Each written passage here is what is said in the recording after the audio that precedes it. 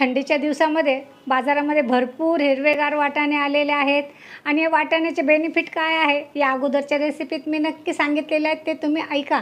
आणि याने स्किन तर एवढी छान होते ना, स्किन चांगली ठेवायची कुणाला नको वाटते.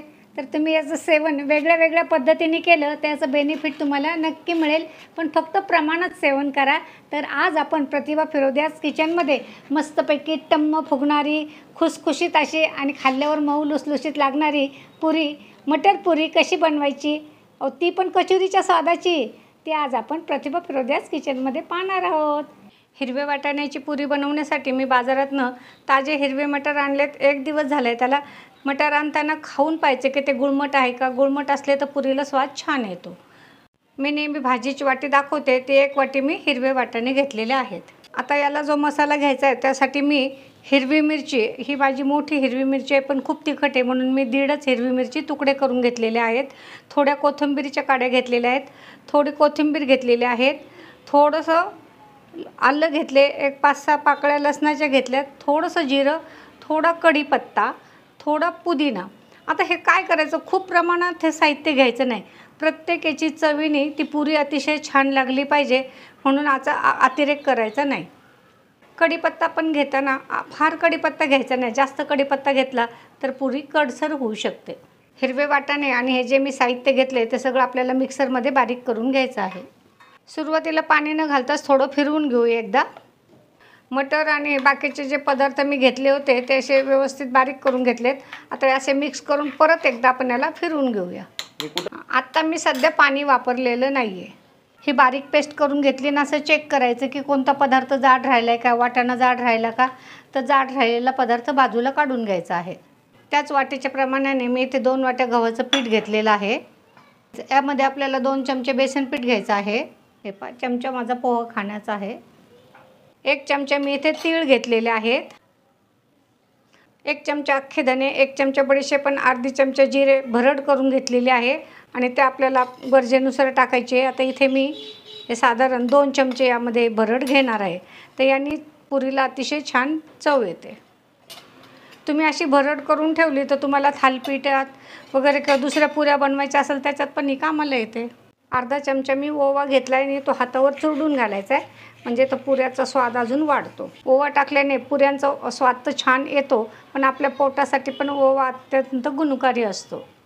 आता या पुऱ्यांना एक थोडासा नरमपणा येण्यासाठी मी साधारण हे पोह्याचे, आता माझा छोटा चमचा आहे, मी 3 चमचे मोहून घेतलेला आहे. आता हे पहा, माझ्याकडे मोठा पण चमचा आहे. हा मोठा चमचा घेतला तर हे 2 चमचेच मोहून घ्यायचे ना, हा थोडा छोटा आहे म्हणून मी 3 चमचे घेतले. अर्धा चमचा आपल्याला मीठ घ्यायचं आहे, चवीनुसार तुमचं कमी जास्त करायचं आहे.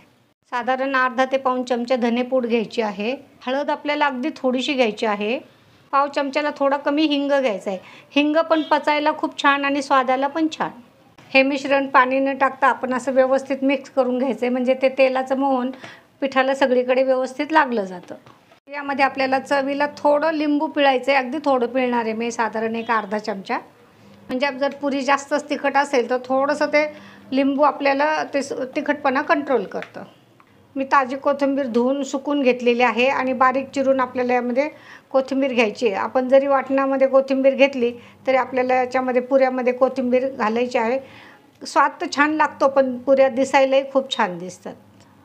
आता इथं तुम्हाला लिंबूऐवजी तुम्ही थोडासा चमचाभर दही घेतलं तरी चालते किंवा आमचूर पावडर घेतली तरी चालते. आणि या पुऱ्यामध्ये तुम्ही उकडलेला एक बटाटा घातला तरी त्यांनी पण पुरीला स्वाद छान येतो.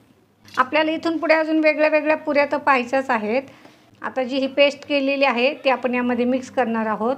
आता महत्त्वाची टीप म्हणजे हे पीठ मळताना पीठ पातळ तर बिलकुल करायचं नाही. आपण जसं पुऱ्या करायला घट्ट पीठ करतो तसं घट्ट पीठ बनवायचं आहे. आपलं पीठ जर फार पातळ झालं तर पुऱ्या तेल फार पितात, म्हणून आपल्याला हे पीठ असं घट्ट मळून घ्यायचं आहे. म्हणून मी सुरुवातीला वाटाणे बारीक करताना पाणी न घालता ते बारीक करून घेतलेले आहेत. होतं काय, या छोट्या छोट्या गोष्टीची काळजी घेतली म्हणजे पदार्थ तर अतिशय छान होतो. आता जे आपण मिक्सरमध्ये फिरवलेलं वाटण होतं त्याचा ते भांड्याला थोडंफार मसाला राहतो. मग आता गरजेनुसार आपल्याला यामध्ये पाणी घालायचं आहे थोडं थोडं. आणि समजा चुकून तुमचं पीठ जर पातळ झालंच तर तुम्ही त्याच्यामध्ये थोडंसं गव्हाचं पीठ ॲड करायचं आहे, पण पातळ पिठाच्या पुऱ्या बनवायचा प्रयत्न करू नका. हे पहा मी थोडंच पाणी घेत आहे. काय होतं, बऱ्याच जणींचा थोडा घाईचा स्वभाव असतो, मग त्या घाई करायला जातात आणि मग कुठे पदार्थ चुकला आपल्याला कळत नाही. असं का होतंय, तेल का पिलं जास्त हे पण कळत नाही.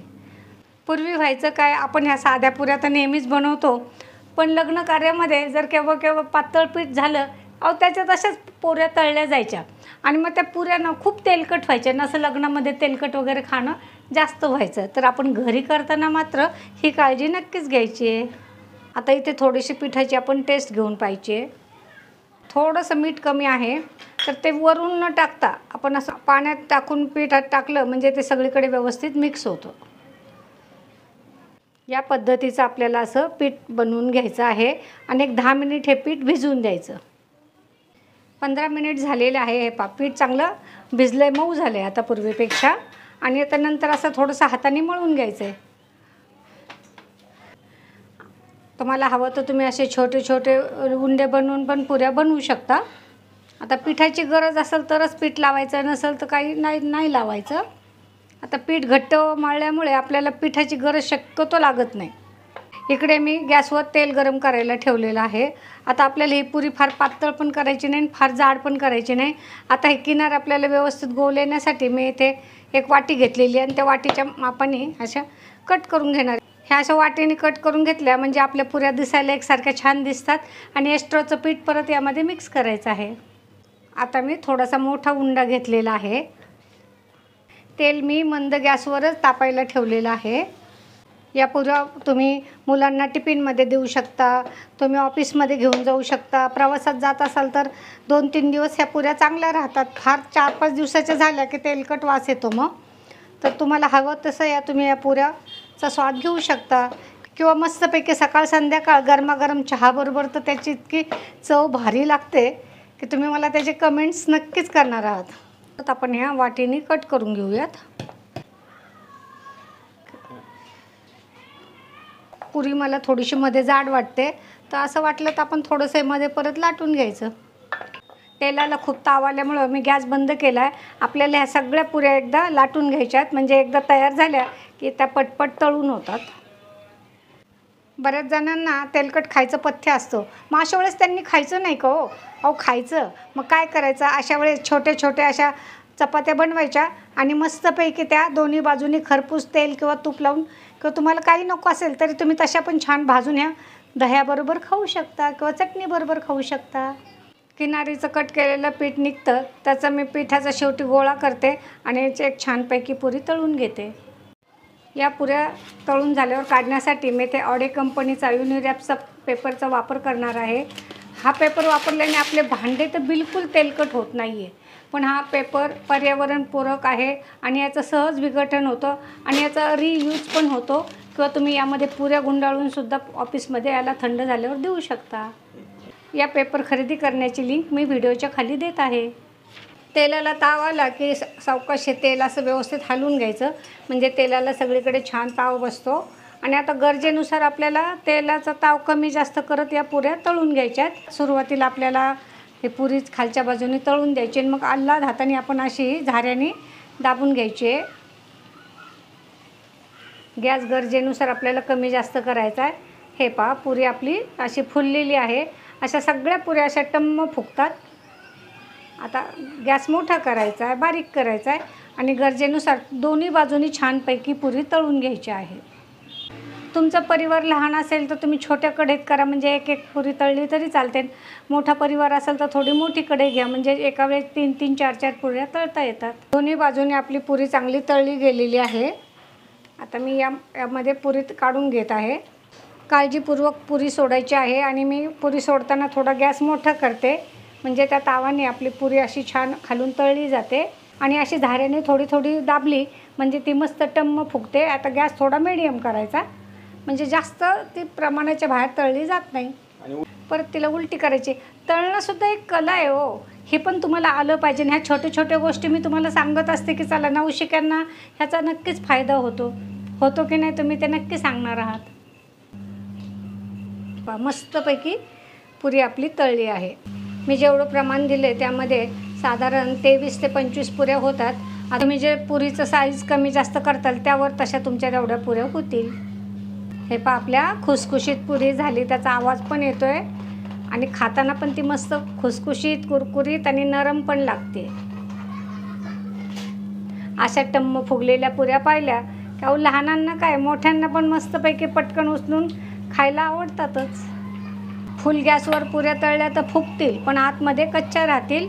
मग कमी जास्त गरजेनुसार मी गॅस कमी जास्त करते. पुऱ्या मी सगळ्या तळून घेतलेल्या आहेत.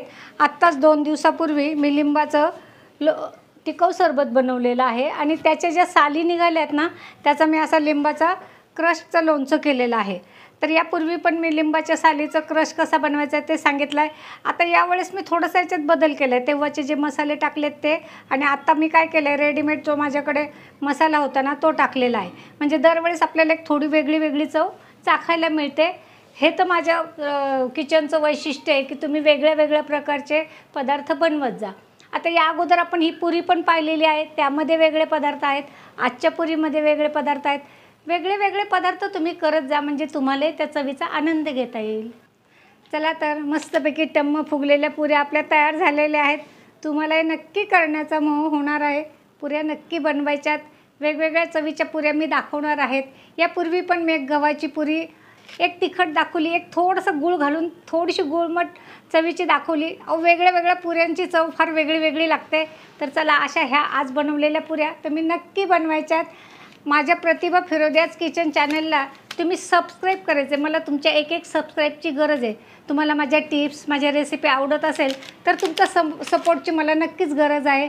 तर रेसिपी लाईक करायची, शेअर करायची आणि मला परत आपले अभिप्राय द्यायचे. भेटूया परत एका नवीन रेसिपीसह प्रतिभा फिरोदियाज किचनमध्ये.